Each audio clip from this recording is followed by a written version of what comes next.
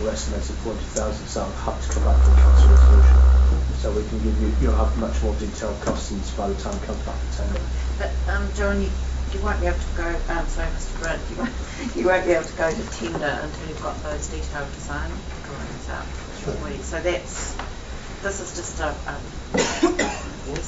preliminary budget, and then you're going to, yeah. So the quantity surveyor's put this forward. He's obviously put a figure in here for design consultancy. Contingency, I'm not. Just in case we need to spend some more time redeveloping the design with the local. What I'm saying is, if you're using internal designers to get to the stage where you've got to now, where's that in this budget? Because if you weren't using your internal resources, you would have had to contract with someone from the outside, and that would have been showing in that budget. It's not in this budget from the quantity surveyor. We will update the cost estimate. We will update the cost estimate and include that. Okay, but we're not actually approving that in this resolution. No, just a good thing. It's an indicative. Yeah.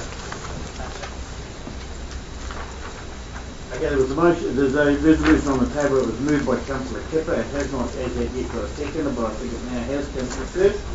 All those in favour? Aye. Aye. Ordered. Thank you very much. Moving now to